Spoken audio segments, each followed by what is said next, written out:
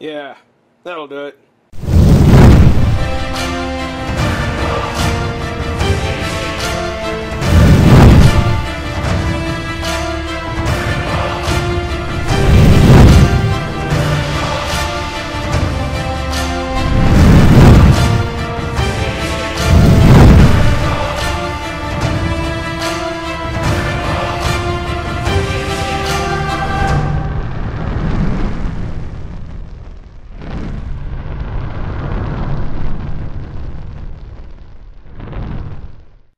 Hey, friends and revolutionaries! I'm feeling better and I'm back. Not 100%, not quite 100% yet, but getting there, definitely getting there. And before anything else, let me take a moment and say thank you to everybody who sent some get well wishes. That helped. It really did. Thank you. Thank you.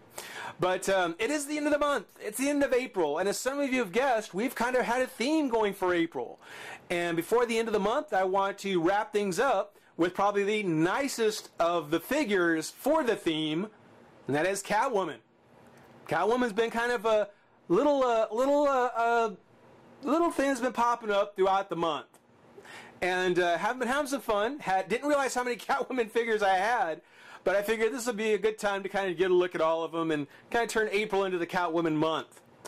In this case, like I said, we're taking a look at the nicest one, probably one of the best ones you'll find, or that you could probably still find, and I speak of which, the Square Enix Play Arts Kai Arkham City figure number 2, Catwoman.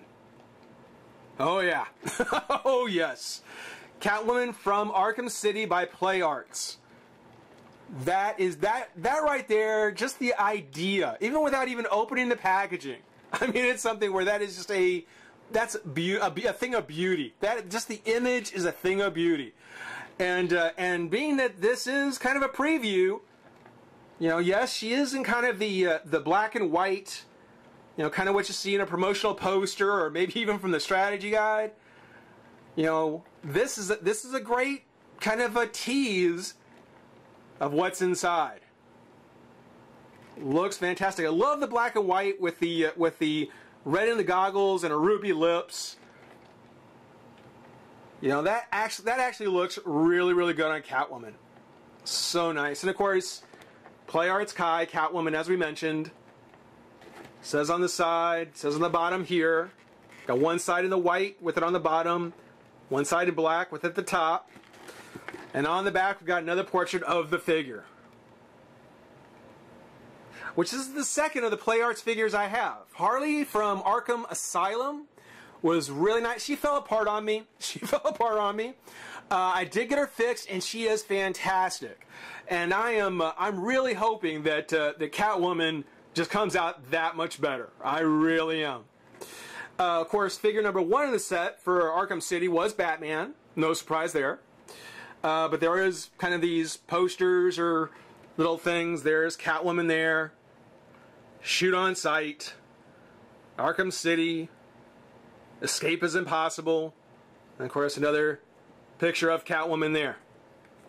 Write-ups, kind of descriptions, warnings, details.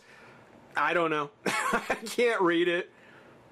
If anyone can read Japanese or Chinese or Korean, if you'd like to put that in there, certainly, you know, help us out. But, you know, on the inside, because here it's got the Velcro on the corners, and it does open up, book-like. There is the Catwoman inside the packaging with all of her accessories. And here we've got the Catwoman write-up with Catwoman stretched out, looking quite sultry. Oh, and of course, the Arkham City logo kind of in between. But on the write-up, it says, flexible, or fickle, flexible, and ferocious. Just as the name suggests, she is a heroine clad in a cat-like bodysuit who uses her swift movement and sharp claws as her weapons. She's a burglar, however. She's a sort of chivalrous robber. At times, she lends help to Batman, with whom she's had a complicated relationship that is often flirtatious and occasionally romantic. Her personality is exactly that of a feline. So, yeah. Yeah, it's one of the things where she might be cute and cuddly, but kitten's got claws. Now, that's Catwoman, Arkham City, the world she lives in. Arkham City, a dark city where criminals swarm. Within the perimeter of Gotham City lies Arkham City. Since the election of the new mayor, the whole area has been turned into one big prison, and convicts that were contained in the psychiatric hospital doubling as a prison facility of Arkham Asylum, of which the mayor was a former warden, were moved there. The area is abundant spread of land, and the criminals have free reign as long as they don't try to escape Arkham City. Once again, evil has swarmed the town tonight. So basically, half of Gotham's been turned over to the nuts.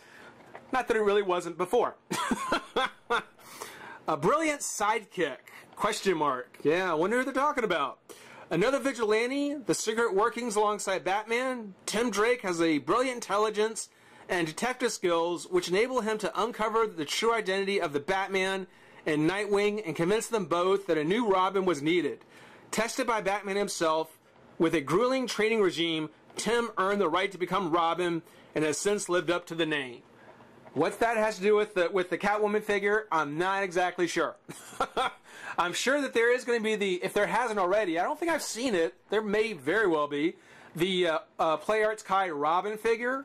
And so the write-up for Robin, that makes sense to me.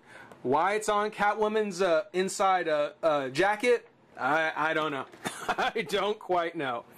But all that aside, let's go ahead and pop Catwoman out of the pack and get a look at this figure and have some fun. Be right back. Oh, yes. Oh, yes. This is amazing. We've got Catwoman out of the pack, and she is everything I was hoping for. This is a fantastic figure. I'm telling you, even next to Harley, Catwoman comes out on top. This is an amazing figure. So amazing. It's something where I am so glad that I waited until the end to do the video on this one, because when you take a look at her, oh gosh. Oh, Play Arts brings together all the best qualities of the different versions of Catwoman. You know, DC Direct, not DC Collectibles, but DC Direct, Mattel, you know, they try, you know, each of them brings to their version, you know, positive elements, but Play Arts, if you're willing to pay the price, that's the snag, that's the hook. If you're willing to pay the price, this brings them all together perfectly. Oh, this is such a fantastic figure. Oh, amazing. Taking a look, first off, if you look at the face, the proportions on the face, the color on the face, the paint on the skin, everything about it is perfect. Just the right amount of blush on the cheeks, the paint on the eyes, the gloss in the hair, the appropriate shadows. You know, it's something where this Catwoman, as far as the paint on the face, on the head, the sculpt is perfect. It really, really just blows the DC Direct version out of the water on the head sculpt. And yet, just like the DC Direct, when you take a look, you can see they added in all the different fabrics on the head, the different panels where the different textures come together, the gray lines kind of showing where everything meets up. It is truly amazing. It is so well done. And it's something where if you look, say, on her leg here, where you can see some fold of the fabric on her leg here. And then, of course, you see the mesh on her thigh, which we've seen is supposed to be there from the other figures, along with the 3 buckles. Actually, oh, she's missing a set of buckles. Uh-oh. 1, 2. I don't see a third. That actually is a little disappointing. She should have 3 buckles along the side. Uh-oh. Okay, well, the 2 buckles, but the mesh along the side of her body, on her thigh, and then the kind of the other material on the front of the legs, kind of where there's some folds and some tugs. And then yet there's a third texture that's been added into the boots, along with the laces and the straps.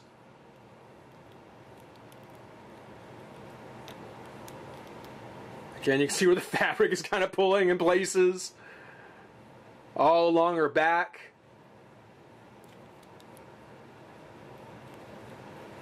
I mean, as far as the sculpting goes, beautiful sculpt, beautifully sculpted. Amazing. Paint, amazing. I mean, this is everything that, I mean, it certainly takes the articulation that you'd want from Mattel, along with the attention to detail that DC did with a slightly better sculpting on the face. I won't say slightly, just amazing. Look at that face. That is beautiful. The straps coming off her hood. Again, she's got like the kitty collar there. The collar up here is actually a separate piece, so it gives a little more. Actually, it's a little more interesting, being that this is a separate piece here, so they kind of overlap each other a bit around the neckline. I mean, every time I look at the figure, there is just something new for me to appreciate. It is beautiful. It is really beautiful. One disappointment that I have, and this is something just as a warning, there's nothing bad about it, but her articulation, of course, she has the arms come up and out. She's got a shoulder crunch, comes forward. Not quite as far as Harley does, but does come forward and back. Again, twist of the bicep. The elbow, there's a bend at the elbow, and there's a twist in the elbow on the forearm, and in the bicep and in the forearm. So the elbow actually has 2 pins that go into the bicep and forearm, and it isn't lined up. The joint is not lined up. So on top of being very gentle and kind of working the elbow to get it to move, be sure that when you're trying to move it, that you've got that joint lined up right, so you're not trying to bend it where it isn't supposed to. And that's the case on all of these hinge joints. Same thing on the wrist. There is a twist on the hand and a hinge. But you have to make sure that that hinge is lined up right. Otherwise, you could try and bend it when you're not supposed to. And again, look in the back of the glove, the texture on the back of the glove, the silver on her knuckles. Just amazing. She's got the upper torso, the twist up here, and unlike Harley, she hasn't fallen apart yet. So big thumbs up to that. She's got a twist on the waist. Good going there. Ball joint in the head, which we'll talk about a little bit more in here in a minute. Leg comes forward and back. She's got a little bit of clicky in there, like that. Yeah. Leg comes out, and you can see inside the joint there how it's all kind of tucked inside the leg. You know, when you have her standing, you can't really see anywhere how the leg is designed to come out to the side or come out to the front. And it's a very soft material here, and I think, yeah, it looks like it kind of gets tucked underneath the leg a little bit here. If you can see how, right here, how the lower torso, looks like it kind of gets caught underneath the joint of the leg. That'll be something that might take a little doing to kind of line up right again. You know, to kind of pop that soft plastic out. Didn't notice that until just now. That soft plastic seems to want to get underneath the lip of the leg there. Okay, well that's something I just noticed. But as I said, leg comes up and out. No twist at the thigh. There is a double joint at the knee, the boot, twist of the boot, and a hinge. So a nice range of articulation, lots of great poses you could probably get her in. They'll certainly try and pose her in. I'd say the biggest thing to be worried about as far as getting her out of the pack for the first time, make sure that on the elbow, on the wrists, and on the ankles, make sure that hinge is all kind of pointing in the right direction. Make sure that's all in the right place.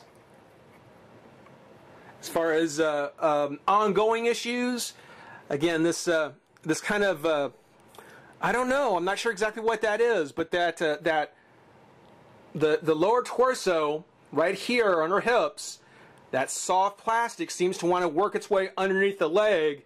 You may need to find a way to kind of pop that back over. Little weird there, little strange there. Now, on her accessories, as I kind of mentioned, with DC Direct, she actually came with her visor up, with her goggles up, sort of like we see here. And she looks, again, I can't gush over that face enough. That's a beautiful sculpt on the face, with the eyes and the makeup and the eyeshadow. Beautiful, beautiful, beautiful. But it comes with the goggles up. The Mattel version had the goggles down, and of course PlayArts gives us a choice. On the figure, she does seem to have a high neck. Now I don't know if it's intentionally supposed to be that high, if it's supposed to be that long, but one thing I noticed when I popped the head off, if you take a look, there's the hole here, and it goes in pretty well.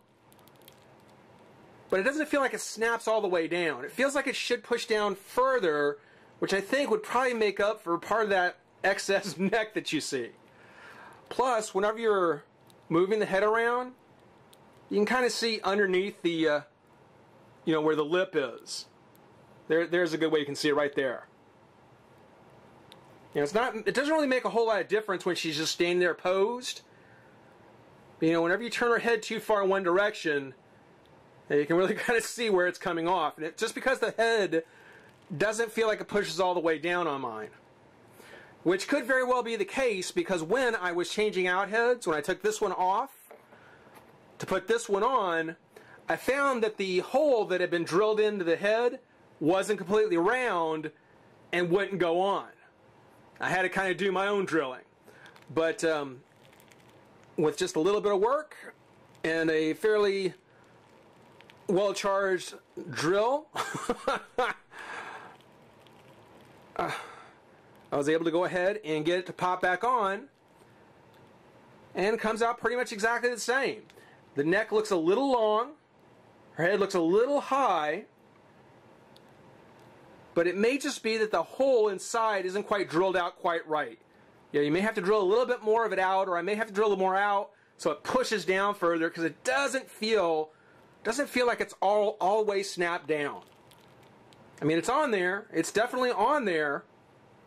It's just, I don't know, it doesn't quite feel like it's in place. But taking a look her with her goggles down, that I like. That I like almost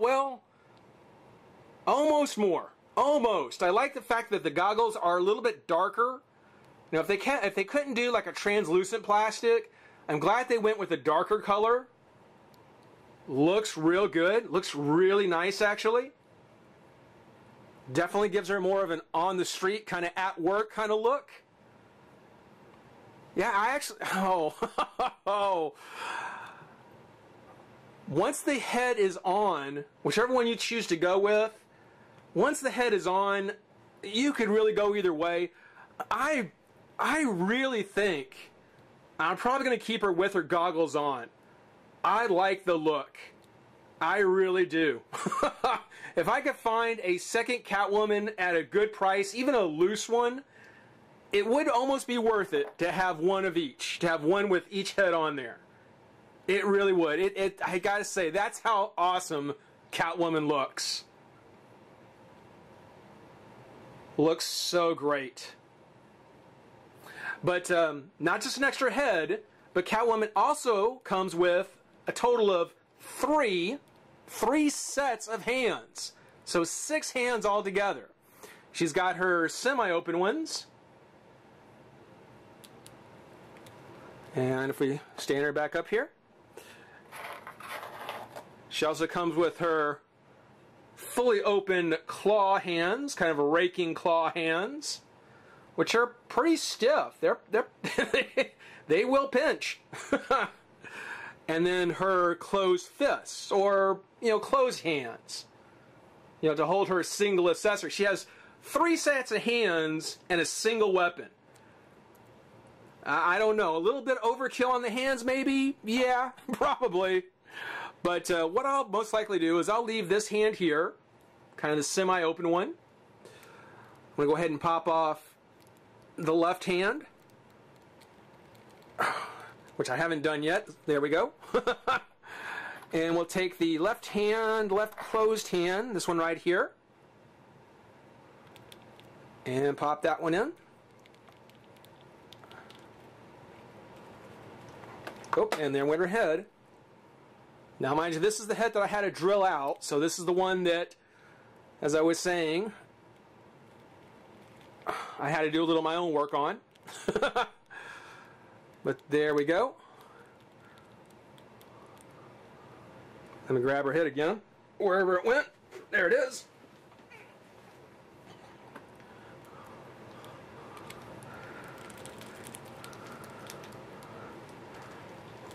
Pop that back in place.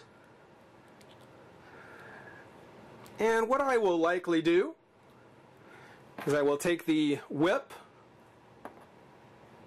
because the whip is the iconic Catwoman accessory, and I like it. It's got some nice detail here. You can see kind of the wrap of the leather around itself. Went all the way around, down to the flail tip.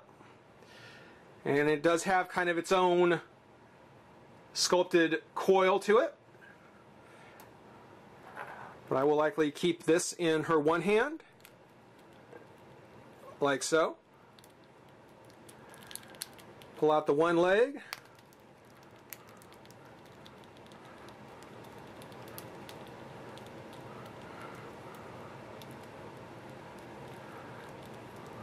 See if we can make this work.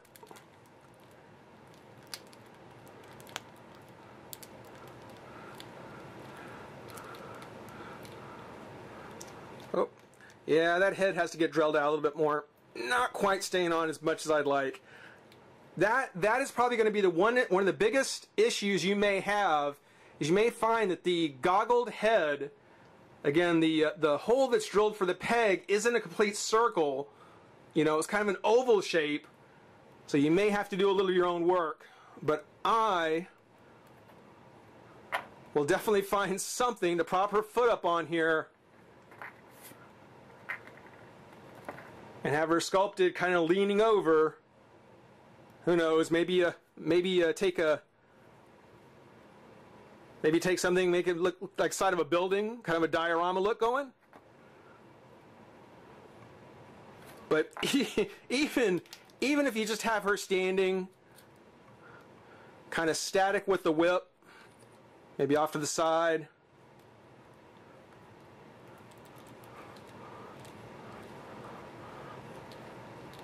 have it up over her head,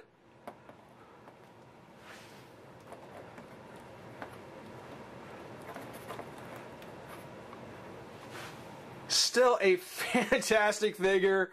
So impressive. I gotta say, there are very few figures that stand out as being so good, that are so nice. And despite the fact that that head needs to have a little bit of work done to it, you have to break out some hardware, I still have to say this is by far one of my favorite figures. This is one of my favorite figures. Again, you got to spend the money on it. The play art figures are running about $60 a pop. But boy, when you compare them to the DC collectibles, to stuff Mattel puts out, you really do get your money's worth. And it is a treat. You buy it as a treat, and you get what you pay for. It is just brilliant. It is fantastic. Guys, I hope everybody enjoyed watching. Rate, comment. Oh, and before I forget, the Mark V Q&A is still going on. I'm going to let it run until Friday, and then I'll close things off and start answering the questions this weekend. So for anyone who's still curious about it, if you want to pop over to the Review Revolution Mark V Q&A and ask me a question, got till Friday. In the meantime, rate, comment, subscribe. Thanks for watching. We'll see you soon. Bye-bye.